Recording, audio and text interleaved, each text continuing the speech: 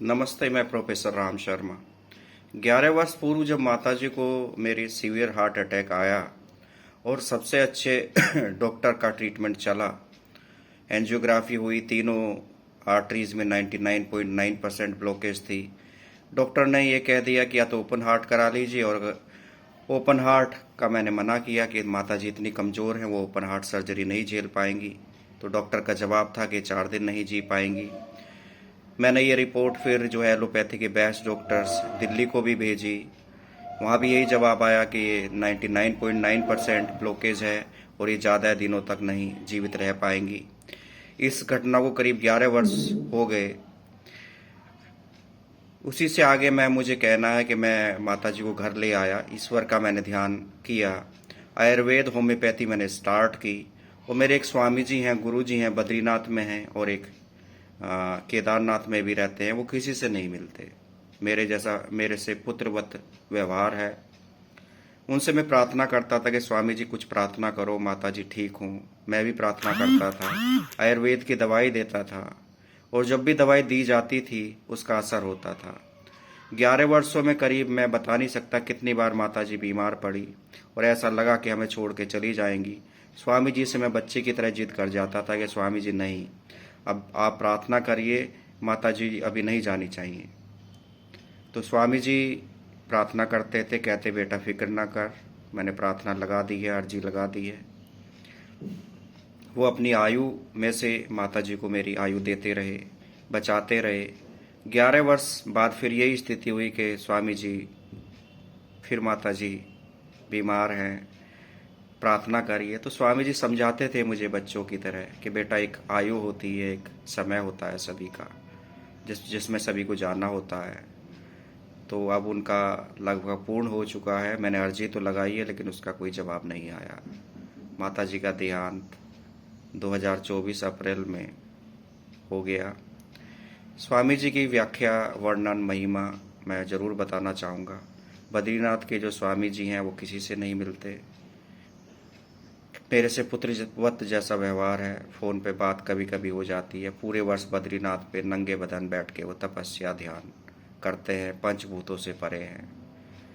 जब भी गया उनके आश्रम में उन्होंने इतना स्वादिष्ट भोजन कराया कि मैंने जीवन में नहीं किया। एक बार बद्रीनाथ में था और मैं ऊपर से मिल के उतर रहा था, तो नीचे एक एमपी साहब आए हुए थे दर्शन के लिए बद्रीनाथ। उन्होंने प्रयास किया गुरुजी से मिलने का, तो उनकी भेंट नहीं हो पाई। वो मेरे पास आए, बोले कि मेरी भेंट करवा दीजिए। मैंने कहा चलिए मैं प्रयास करता हूँ। मैं ऊपर लेके गया, स्वामी जी ने दर्शन दिए, लेकिन वही एमपी साहब जो सांसद जी थे, उन्होंने 2 सूटकेस उनके पास थे, उन्होंने उनके सूटकेस को खोल दिया। उसमें 500 के नोट थे कि स्वामी जी मैं आपके आश्रम को ये दान देना चाहता हूँ। स्वामी जी ने अपनी आंख बंद कर ली, हवा में हाथ घुमाया तो 2000 की गड्डी, दूसरा हाथ घुमाया तो 2000 की गड्डी। सांसद को का बोला कि आप ये नोटों को इसमें सूटकेस में बंद करके घूम रहे हैं, मैं इससे मुक्त हूँ, पंचभूत से परे हूँ, मुझे इन नोटों की आवश्यकता नहीं है, अब आप जा सकते हैं। सांसद साहब नीचे उतर आए, फिर मेरे से प्रार्थना करने लगे कि मुझे लेके जाइए, मिलवाइए। मैंने कहा आप संभव नहीं है, आप स्वयं प्रयास करें।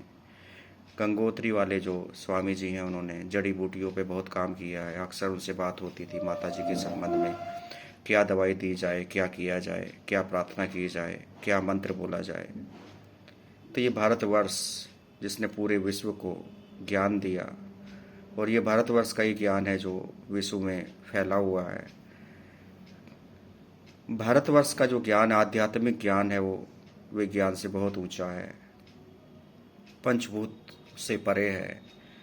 इमोर्टेलिटी, अपने मन को कंट्रोल करना, आध्यात्मिकता की शक्ति, इन सब का वर्णन साइंस नहीं कर सकता।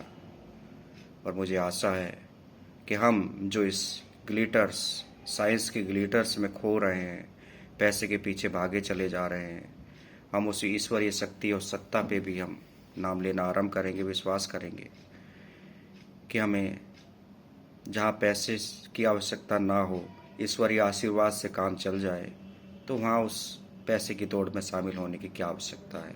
ये प्रश्न बार बार आता है। मैंने अपने माता जी के संबंध में ये अवश्य देखा है कि 11 वर्षों में अच्छे अच्छे एलोपैथिक डॉक्टर्स ने हाथ खड़े कर दिए थे। साइंस ने, ये मेडिकल साइंस ने बता दिया था कि ज़्यादा दिन नहीं जिएंगी।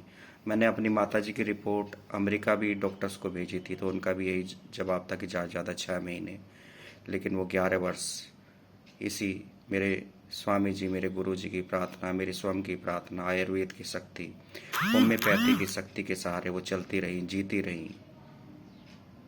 तो कहाँ 6 महीने, कहाँ 11 साल, ये आयु बढ़ती गई माता जी की। एक दिन तो जाना ही होता है, वो गई।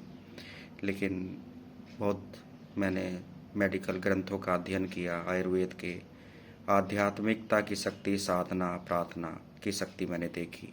और यही मैं आपके सम्मुख कहना चाहूँगा कि पैसे की शक्ति है, नो डाउट, लेकिन स्पिरिचुअल पावर और आध्यात्मिकता की शक्ति के सामने वो कुछ भी नहीं है। धन्यवाद, नमस्कार।